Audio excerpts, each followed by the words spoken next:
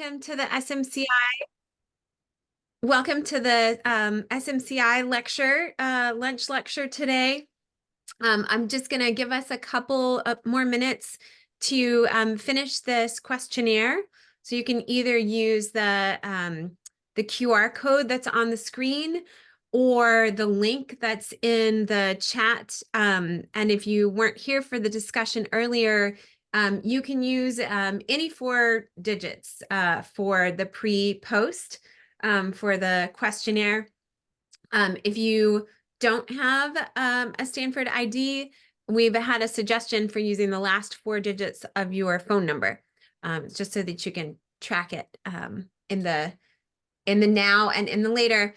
I'm Katie Brown Johnson with the Evaluation Sciences Unit. I'm so pleased today to introduce our 2 speakers, Dr. Barbette Weimer-Elder and Dr. Graham Bodie.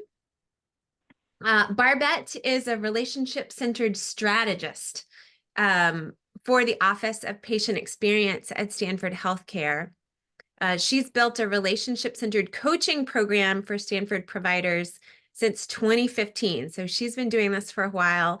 And currently over 500 physician leaders have received coaching services from the Physician Partnership Program. Maybe you are one of them.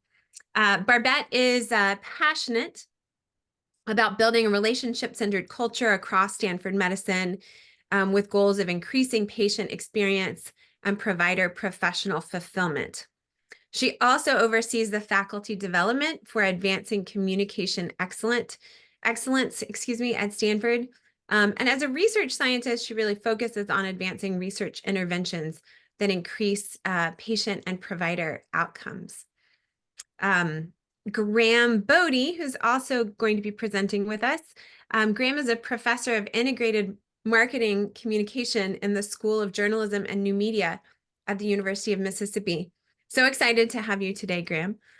He is recognized as an international expert on listening and the social cognitive underpinnings of human communication behavior. He's authored over 90 published papers, 2 co-edited books. One is the source book of listening research, methods and measures, and another, the handbook of listening.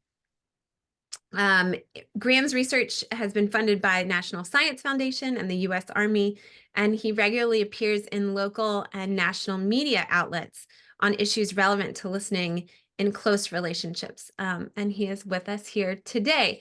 I'm going to check the chat, great, and make sure that there's nothing else coming on. I will be monitoring the chat throughout. I think Barbette's going to say this shortly as I turn this over to her, but we do encourage you to keep your video on so that it can be more engaged. Barbette, Graham, please take it away. Great. Thank you so much, Katie. And it all started with you asking.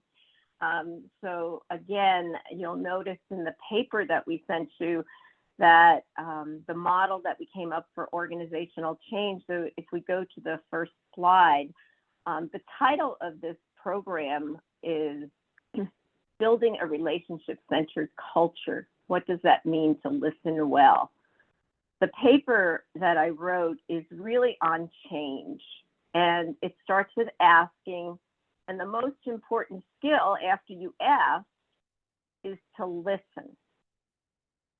And Graham and I have been working together here at Stanford for, what, Graham, about 5 years, right? About 5 Somewhere years. around that.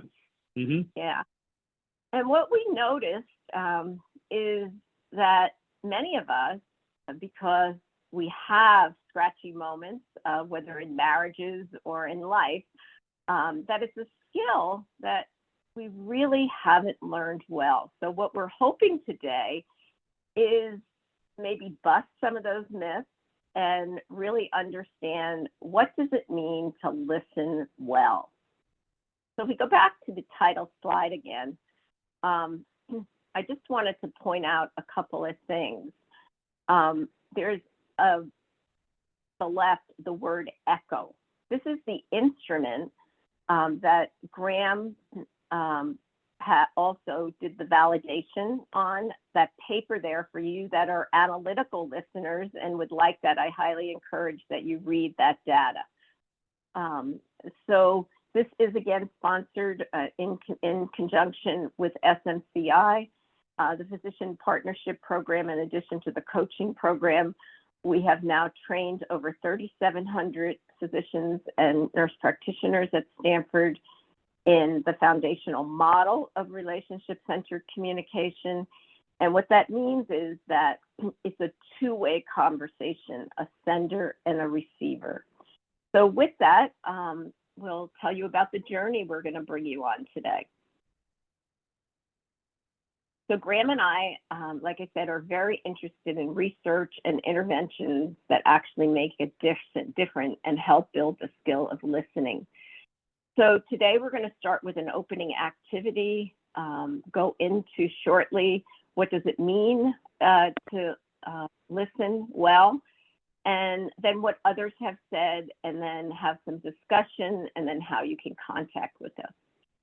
So as Katie said, we would love for you to be present and be on camera if you can. If not, we totally understand. We know that you have patience, but I'd like to also say that the human brain is taught to be distracted, is birthed that way.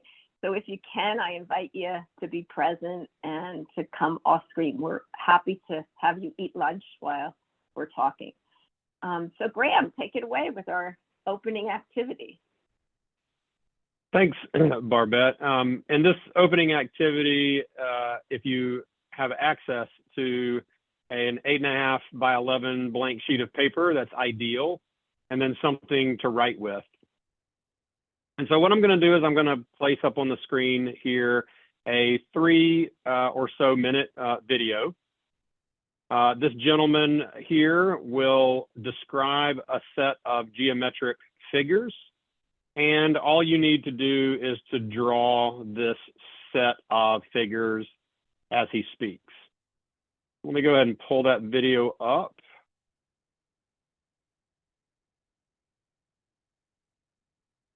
And it should be primed for hearing as long as your speakers are up on your computer or phone. So it's about 3 minutes, and you're to draw the figure that he's describing.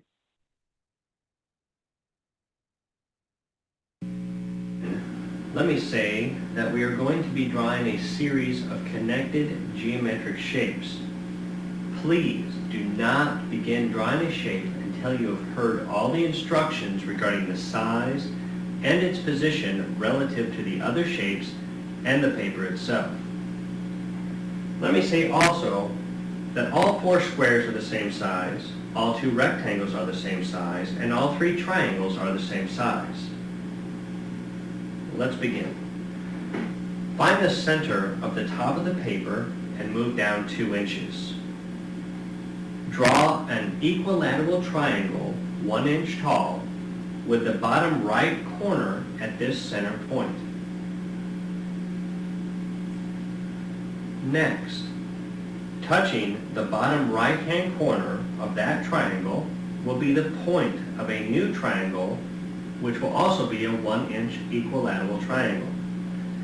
The point of the triangle will be pointing towards the top of the page. Next, draw a 1 inch by 1 inch square.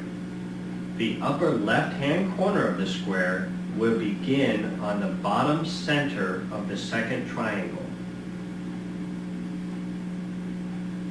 Now, draw another 1 inch by 1 inch square with the upper right-hand corner starting at the bottom left-hand corner of the previous square. The sides of the square will run parallel to the sides of the paper.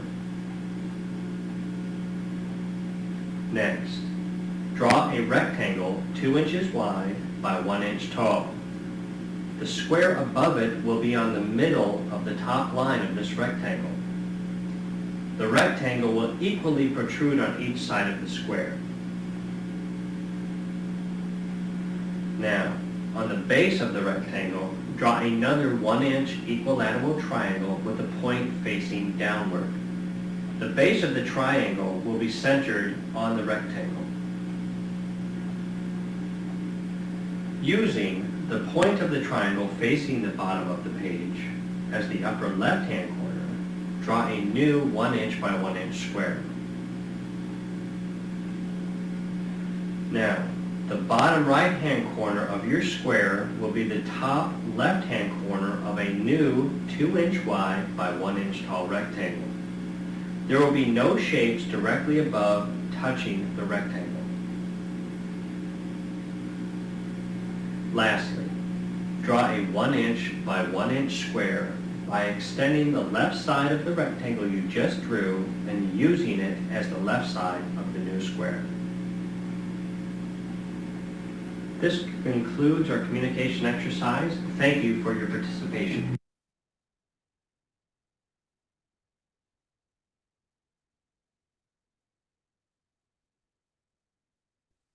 I think you're muted. Let me start by asking, how did that activity feel? What did it feel like to engage in that activity? It took every ounce of me to listen to what he's saying and follow the directions as So a lot of energy expended. as I'm listening to him and drawing at the same time. It kind of took the focus away because I'm trying to understand and comprehend versus just drawing. So it was like a bit confusing.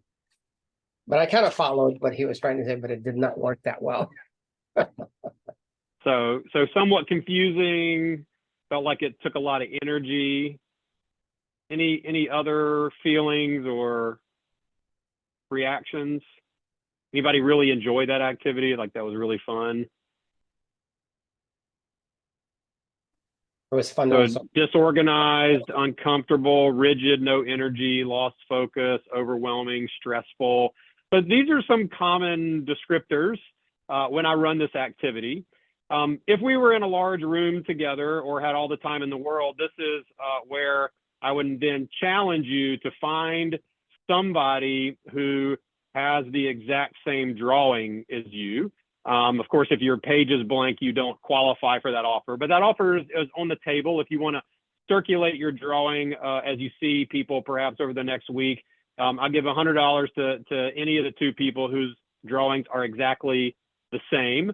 The other thing I often do is challenge people to sort of compare their drawing to what he had in front of him and to grade themselves based on whether you had all 9 total shapes in the form of 3 triangles, 4 squares, and 2 rectangles, that the entire geometric figure is centered on the paper, that each shape is the correct size in the correct position, the entire figure is proportional, it's positioned on the paper, top, bottom, left, and right.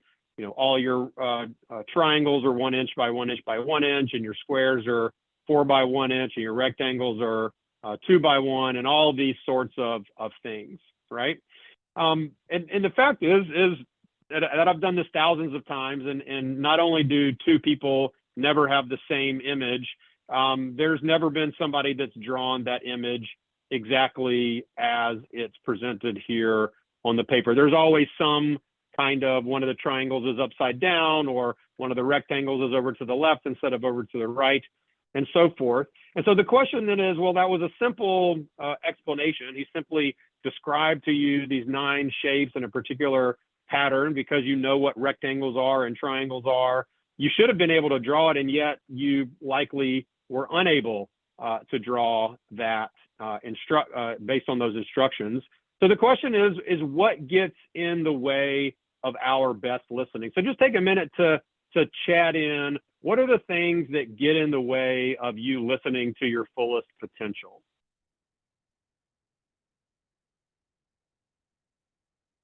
People are commenting that theirs is not even close, that they checked out because they thought they weren't supposed to listen all the way through. That's about 15% of people think that.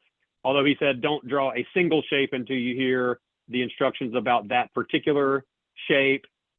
Some people weren't ready to listen. So hunger and distractions, not being focused, to-do lists, emails, chats, texts, distractions, not being focused, trying to multitask. So a lot of the things that get in the way of our best listening, I think, are really well summarized by those people who were talking about distractions. And the fact is that we are hardwired to be distracted, that while we speak at roughly 125 to 150 words a minute, our brains can process well over 500 words a minute. And rather than quibbling with the math, the point here is that we only use a small part of our mental capacity when we listen. And so the question is, what's that other large portion of our mental capacity doing? It's paying attention to those things like our phones or our computers or the notifications or the distractions all around us. And that's what takes our attention away from the present moment. So I'm going to turn it back over to Barbette to build on this notion of distraction and adequate or high quality listening and answer this question from the standpoint of the echo. What does it mean to listen well? Thank you, Graham. I love that exercise, and I love all the chatting that came in because it just shows you how complex listening really is. And when you think about the metaphor of a symphony, there's all unique instruments that are playing wonderful instruments, right? And it's the sound of all that cognitive diversity and that diversity of sound that makes a beautiful picture. And as a team, if we, like the symphony, can pull out all of our unique notes and really hear what's trying to be said, we can listen well individually or as a team. So we love this metaphor when we talk about listening because listening is a habit. Just like playing one instrument, we hear in these different frequencies, if you will.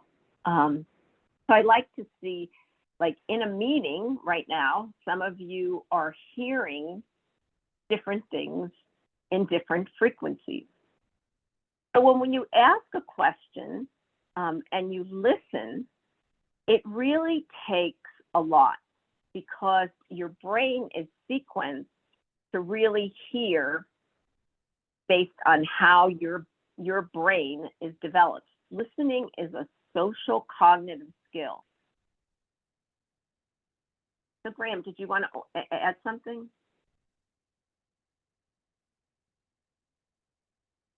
Graham? No, I was just looking through the chat and answering a couple of those really interesting comments there. Yeah.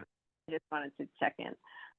So what it means to really listen well is to first pay attention to how does my brain listen?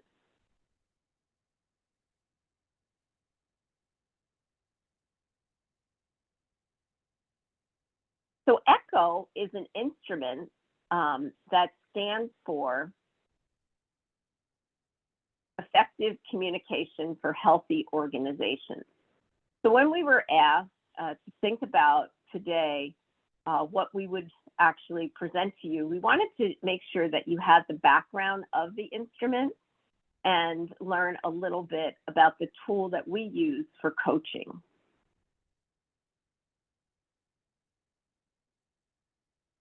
So how does ECHO answer the question, what does it mean to listen well?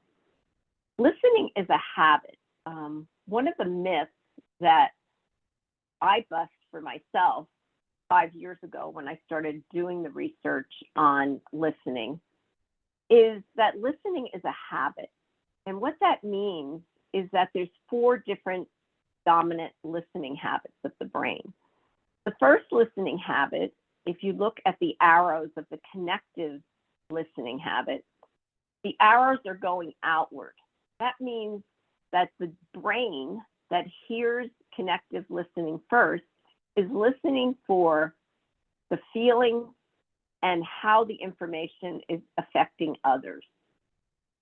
If you look at the reflective dominant arrows, they're going inward. And that brain is looking for how does the information that you're sending right now affect the information that I know internally and how I've learned about the world. The analytical brain, dominant brain, is listening for data. What they want to know is, what are the results? What that brain is looking for first is, what are the results, to focus on the present, and what's the proof? Whereas the conceptual brain, or habit, is looking for future ideas. Their currency is, how do I think about the future and brainstorm ideas? So what it means to listen well is to know yourself first. And this tool can help you increase your awareness of how you listen. The question is, how does my listening habit either hinder or help me in this exchange that I'm having right now? So for Graham and I, we have over our life developed listening habits. Just like any muscle, it takes exercise. So what we developed was this three-part skill of first understanding yourself and what your listening habits are. We offer coaching in this. We also offer team building. Then to recognize the habits of others by noticing and scanning the environment, and then beginning to adapt to those circumstances. So we help you as an individual and as teams how to understand your own habits of listening, how to recognize others and what might be getting in the way, and then how to shift. If you think about shifting a car, it doesn't take much energy once you learn, but while you're learning, what I noticed is, as I started to use this new self-awareness about how my brain hears information, I was able to shift into those muscles or habits that I hadn't developed.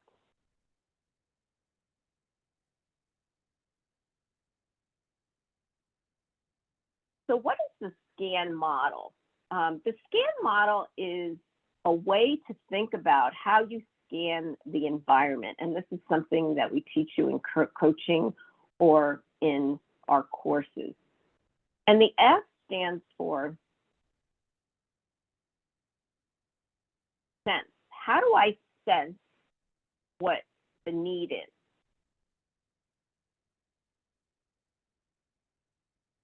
The C stands for, how do I connect with the needs of others? So for example, my brain is dominant in connective conceptual. Graham's also is dominant in conceptual. But both of us love ideas. So we effectively communicate that way. But if you look at the third step, to adjust, where I need to adjust, and I'm going to show you our profiles in a second, is sometimes his need is to have the analytical information, and sometimes I don't give it in the right sequence. So sometimes I notice now that he has a need for data by perhaps the nonverbal that he's given me, that he's a little puzzled, and then I can feed that to him. So over time, what you do is you shift or adjust to that other person's needs when you notice things. And the last step is to navigate. I'm constantly paying attention to what those other person's needs are. On the other hand, if you're in a group, you have to realize that all these habits are present. The analytical brain, you'll lose first in an audience. So start with the data. So that's the first person you're going to lose in an audience if you don't provide the data.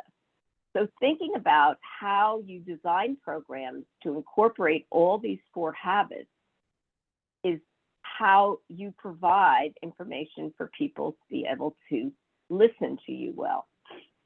So if you look at our profiles, for example, I'm what they label or profile as a brainstormer. It doesn't mean I'm going to be like that all my life. It's just how my brain is right now. So there's a possibility of 40 points. Out of 40 points, my brain first goes to the conceptual, the ideas. You'll also see that Graham's brain is he likes ideas too. So where we work very effectively together is we love to brainstorm. We love ideas. So co-creating a course is really easy for us. What our challenge is sometimes getting the work done. So we manage ourselves by saying, this is our goal today, this is the process, and this is the outcome. So if you look at our profiles, our numbers are different. So if there's more than 3-point difference, that means that we hear on very distinctive levels. If it's closer, that means that you're what we call dual dominant. So for example, if you look at Graham's profile, he hears first conceptual, he's an idea generator, followed by the reflective, and then the analytical. Graham, do you want to talk a little bit about your profile? Yeah, sure. So whereas Barbette's represents what we call this dual dominant, equal parts conceptual and connective, the brainstormer, where she's hearing ideas through the lens of how those ideas help connect and allow others to contribute. I'm a single dominant listener. My conceptual is the highest, and then I have a pause before I process things equally through the lenses of reflexivity, analytical, and connective. Another way to think about it is as soon as my need for ideation or brainstorming, as soon as my need for possibility processing is met, then I'm able to move on to process things through reflexive, connective, and analytical lenses. Whereas Barbette's pause is going to be from conceptual connective to analytical, followed by a third pause to reflexive listening. Thank you, Graham. So you can see that based on the sender and the receiver's listening habits, there can be moments of connection that's easier than the ones that challenge us, or Graham and I like to use the word get scratchy. So for me, sometimes what I notice is when someone their brains are very reflective. Let's say Graham, myself, and a team member are there. What might you notice, Graham, if there's a very dominant, reflective, dominant team member? What do you notice sometimes happens for me of how you might coach me when you see one of these moments? Yeah, so particularly for people with high connectivity, reflective listeners can appear disengaged or disinterested. Oftentimes when it's not clear to the reflective listener that this information is relevant to their current situation, that it resonates with their particular way of thinking and stock of knowledge, they can check out or otherwise ignore that information. And then, in this moment where, Barbette, because of that high connectivity, is going to want a lot of connection. So those check-ins at the beginning of meetings can last, instead of 5 minutes, maybe 10 or 15 minutes, whereas the reflective listener sort of wants to get on to the point of the meeting, is more concerned about the time and, how much time is being spent. So time is valuable, time is money, these kind of thoughts are first and foremost or primary among that reflective listener. And whereas Barbette might want to brainstorm possibilities and co-create, that may not be always reciprocated by a reflective listener, who again can sort of come off as stoic or almost combative to somebody with Barbette's profile. Mm-hmm. Thank you, Graham. So with this newfound self-awareness, what I can do is I can start to think about the question, how is my brain helping me right now? And what might I do to shift? And that's what the coaching and the teamwork can really be helpful. Or if you're with a patient, you have to notice first that there's this scratchy moment and ask, how did that information land on you? And if you notice something is off, ask an open-ended question.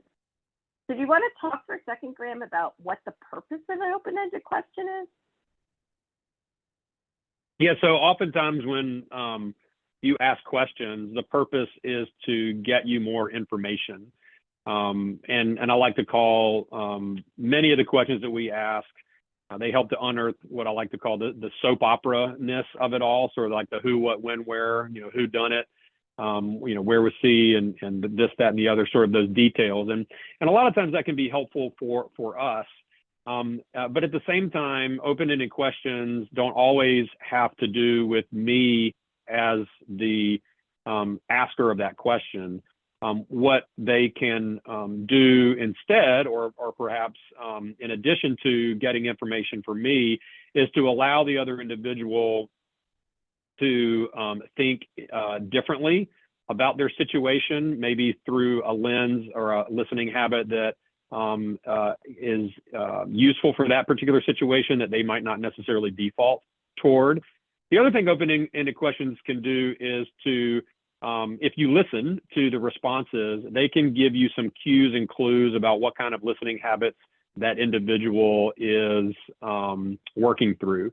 So if you ask a question about what's most important to you, or of the many priorities that you stated today, what's your number one, and you listen to how that person frames the response. If they start talking about other people who should be at the table, they might likely be processing things through a connective filter.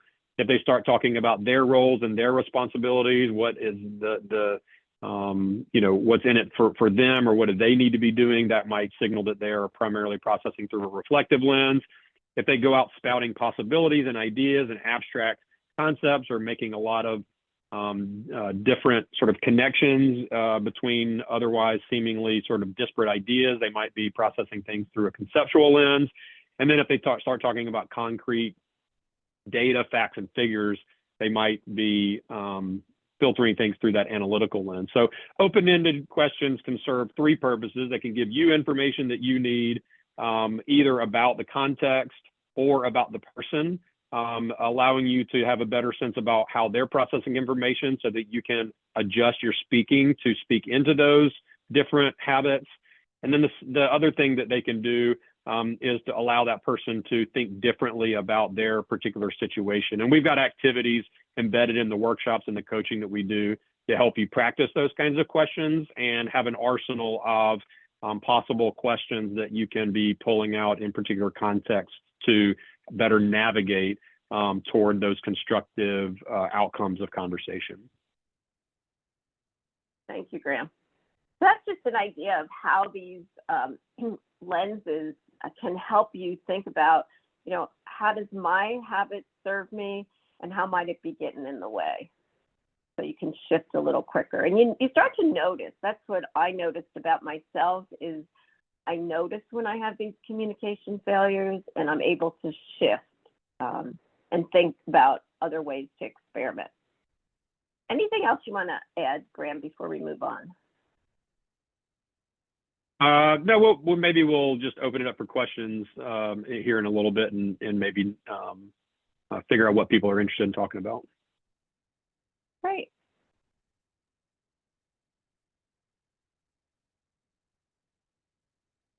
So one of the opportunities we had recently was to provide in the ACIS leadership course this opportunity to take the ECHO and think about interdisciplinary communication as a leader.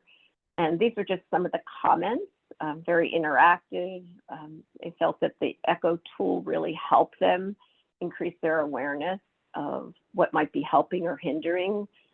As a leader, I wish more people can take this session. Improve communication would be beneficial for many quality metrics. When I'm a nurse, I was in the military for 26 years. I can tell you as a leader that the most important skill that you ever have is listening. Today marks the 40th birthday of my son. I think the listening habit, kids are great. They'll do things like, Mom, you're not listening to me. They'll remind us what poor listeners. And when we offer listening courses, people believe they're great listeners. And when we really pay attention, we're really not. So I highly encourage you to think about how you might be more aware and notice about your listening. But another comment was, I learned a lot about how I listen and how I can frame information when talking to my team who have different styles. And that's the other thing, we do team building around this. And there's so many aha moments because work gets done around patients to get to a goal. And we all have the common interest of great patient care. And it's a way to think about, how do I use this cognitive diversity that we have in the team of our brains to really get to the outcomes that we're all committed to get to.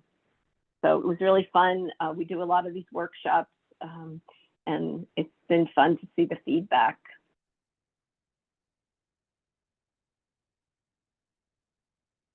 So we want to do a little activity over the next few minutes. We'd like you to think about, over the last 24 to 48 hours, the conversation that you've had that you wish you could do over. And then we're going to turn off our videos for 2 minutes, and I'd like you to think about, what was your frame of mind as you entered the conversation? What were you listening for? And were there distractions that prevented you from being fully present?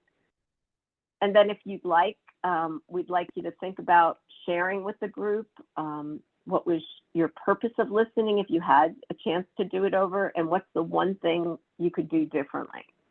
So we'd like to give you about 2 minutes to think about this conversation. If you want to go off screen, that's fine, and we'll time it and we'll ask you to come back on in 2 minutes.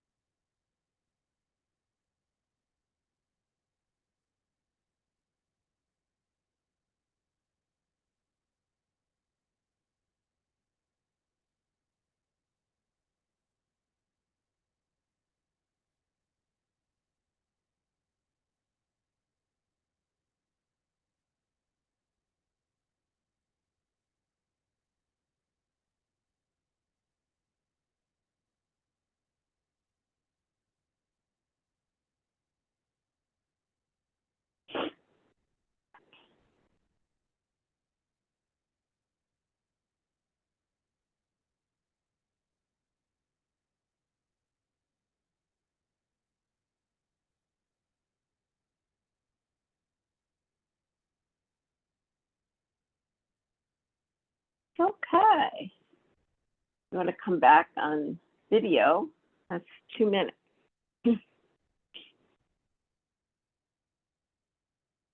Well, thank you for taking that time for reflection. I was coaching right before this, and the person I was coaching was also the least dominant habit was reflective. So this is a technique that you can use for your reflective dominant brains. Is they need to go off screen. It's really exhausting for them to be on a video screen. So give people, that's a technique, just to get off video and spend some time reflecting. So now that you have this conversation in your brain and you've had a couple of minutes to think about it, would anybody be willing to share what the purpose of their listening was, and if they had one thing they could modify or change, what it would be? Would anybody, any courageous person, be willing to speak up?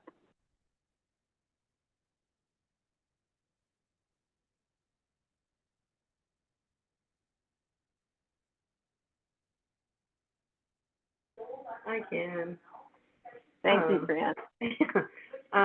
So I actually was more reflecting on an action and conversation with my oldest. He's in high school, and we were working on an assignment yesterday.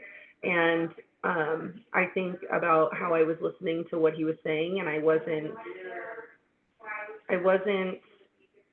fully listening because I was trying to get to the end of the assignment.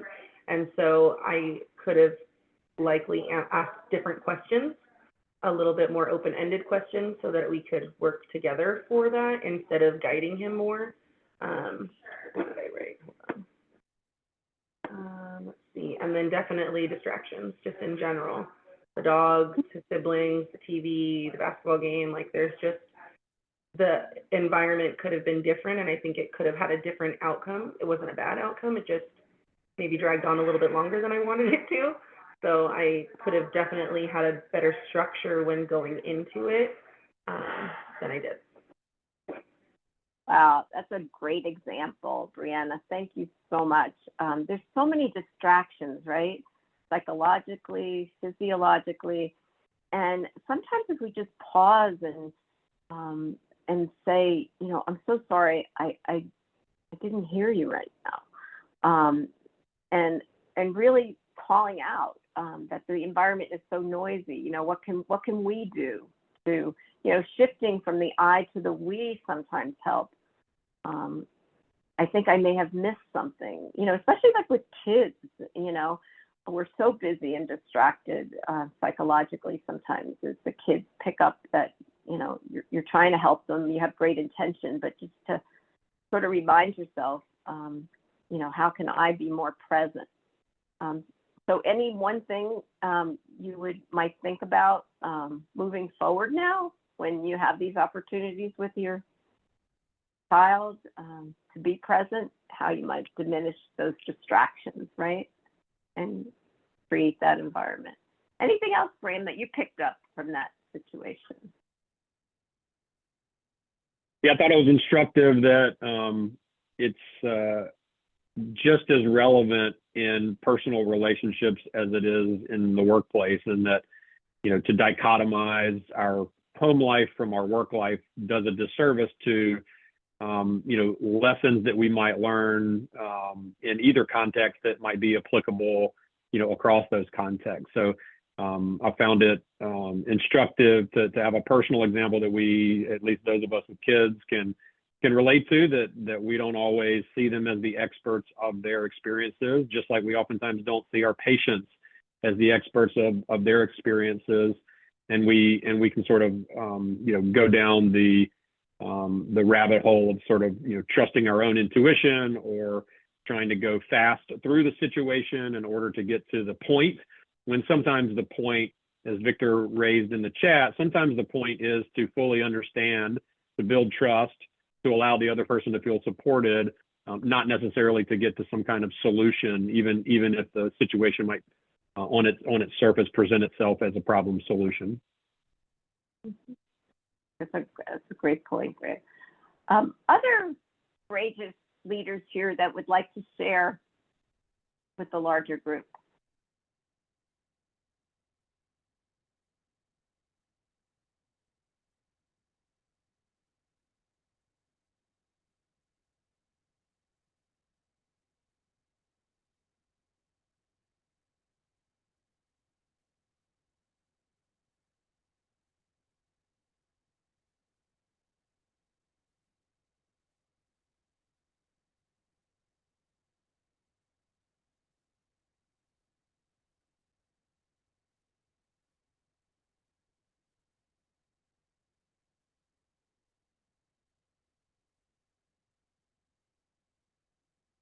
Were you asking? Laura, you have your hand raised. Go ahead. Yeah, I really appreciate what you just said about listening, especially to patients. It reminded me of a friend who was telling me that he's had a series of doctors who don't listen to what's going on with them.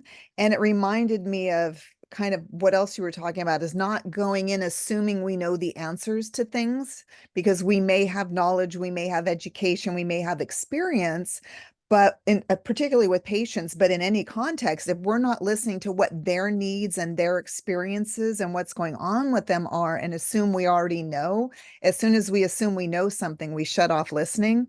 So that's been some other training I've had. So I really appreciate you bringing that back up, that the openness to hearing that information and not already assuming we have the answers. Great point, Lori. I do a lot of relationship-centered coaching with patients, and we make this assumption so frequently that we know the answer, right? People have been living in their bodies, and if we don't ask, we don't know. So sometimes people have so many things on their mind that they'll give us 25 things, and just by saying to them, what else, really sends the message. Even if there's 27 things, we're going to get that list out together. So don't assume that you know what they need. Ask. Start with asking. And truly listen. One technique is to write down the words the person is saying, because I might use as the word diabetes, you have diabetes, but they call it a sugar problem. If I really use and write down the words that the person say, the chances of us understanding each other are increased also, because words create worlds. What I might think a word means and you think, I have to ask, what does that word mean to you, right? We make assumptions all the time that we even understand each other. So use the words the person is saying, because the likelihood of understanding, but also check in. I just want to check in with you. What does this word mean to you? What does the word leader mean to you? What does the word, whatever the word is? Don't assume you know what that word means, right? That's a great point. There's a question here in chat, Barbette: is bias a factor in how one listens? I think what the framework that the ECHO provides says that we all have some kind of bias, some kind of filter.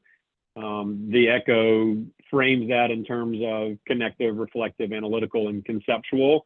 When we do coaching, we also work people through a barriers checklist where we unearth some of the more common barriers that affect your particular listening, and then begin to chart some strategies for how you can begin to mitigate the impact of those barriers. We say there is no one universal way that we ought to all be listening in all contexts to all people, but rather it's sort of this notion of sensing ourselves, checking in on our biases. What are the ones that are affecting us now, to the extent that we can understand those, and always keeping top of mind that, yeah, absolutely, we listen in biased ways. There is no such thing as unbiased listening. We all listen in certain sort of biased ways, and so always checking your understanding, as we were talking about, not assuming that we get the other person, sort of checking in with them to make sure we've got things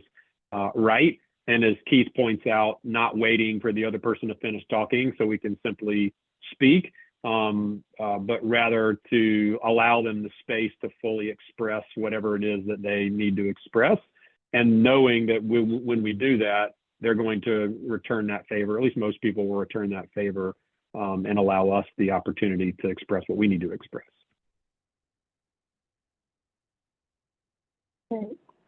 Thank you for all the chat. I wonder, Graham, if we can take the slides down and maybe open it up to what questions people have.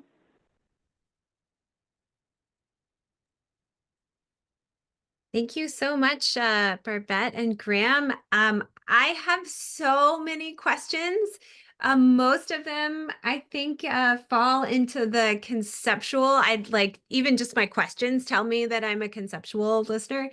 I guess what I'll highlight is that how do you see your work connecting with other frameworks? I've heard echoes in what you've said today in trauma-informed care, thinking about the impact of working with teams and thinking about neurodiversity. Anyway, those are kind of two, and I wonder, how you see this fitting in with other frameworks or other approaches.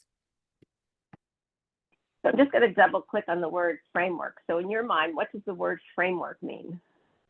It is the broadest, most flexible word that I know of to describe the kind of thing that might be a conceptual thing that then could talk to each other.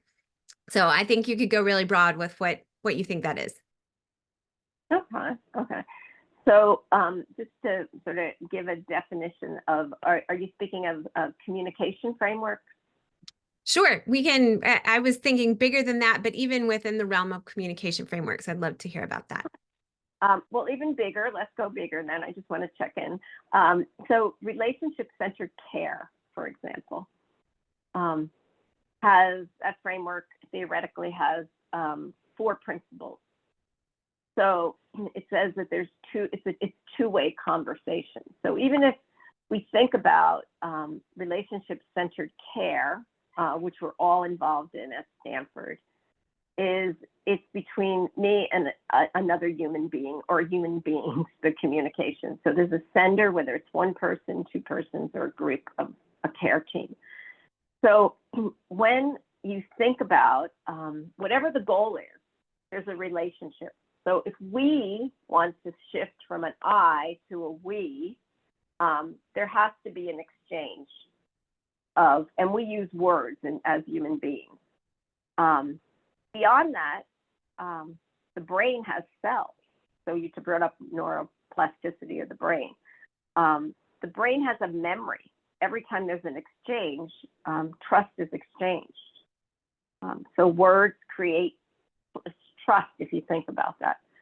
So as I think about this framework of relationship-centered care, is that the second principle is that that person needs connection, that human being needs connection. So if you read Beach's article, the 4 principles are outlined. But this actually provides, I believe, an opportunity for us to equalize the relationship as important as the goal. The sender and the receiver. And Graham and I talk about this all the time. We put a lot of thought into this presentation today when I'm sending information. But do we think about all the time the purpose of listening? And it's our belief that we need to develop this skill and realize that we're learning and we're exercising these muscles in every exchange, but we're human beings. And we have communication failures, and we have to notice them so that we can shift. But this is like adding to your toolbox a skill as a human being that you can be more effective. So that's our hope, is that by doing research in this area, and we believe that this is the beginning of an instrument that can help us get there. I don't know, Graham, if you want to add to that. About how we can I think it definitely, listening, if you think about any of the training or any of the readings or any of the the insights that you may have read already, listening is incorporated into any of the number of frameworks, loosely speaking, that you might find in healthcare, from appreciative inquiry to motivational interviewing to relationship-centered care at a broader level. When you said framework, my mind immediately went to the assessment framework, or the assessment landscape, and to think about all the different personality and temperament tools that you might be familiar with. We talk about that a little bit when we do workshops, that there's kind of 3 buckets. There's a personality or temperament bucket, where these are like, unchangeable, non-malleable things you're born with, things that are inherited, or, based on hormone exposure in utero, things like, the big 3 personality characteristics, or the big 5, however you want to slice that. Then there's a bucket of behavioral assessments like DISC and these other kinds of loosely personality, but again, are largely unmalleable things you have to deal with. And then there's this bucket where ECHO falls, which is a cognitive or a brain-based assessment. And the assumption here is that these aren't hardwired traits, but rather learned patterns of behaviors or habits that, just like they're not learned overnight, they're not changed or adjusted overnight. And so it takes time and practice and lots of coaching to help you navigate the newfound vocabulary that the ECHO provides you. Thank you So so I know much. we're at, Yeah, go um, ahead, Barbette. so I'd like to bring us back, being a conceptual brain that could stay here all day. So we're going to put the QR code back up and ask that you complete the survey. We so enjoyed being with you, and we do have the flyer. You can email us at Physician Coach, and we would love to engage with your consults. Stephanie tracks all of our consults. I think we done about 100 consults on advancing communication excellence at Stanford, and we're here to support the healers, all of you at Stanford Health Care and beyond. We want to really, as Graham so eloquently puts it, listen first. So we look forward to your engagement, and please let us know how we can support you to be the most effective listener in each exchange that you have as a human being. Thank you. Thank you so much, Barbette and Graham. Please, I invite anybody to put ongoing questions in the chat, or do get in touch with them. And thank you for finishing the questionnaire. Thank you. Have an awesome day. Thank y'all. Thank you.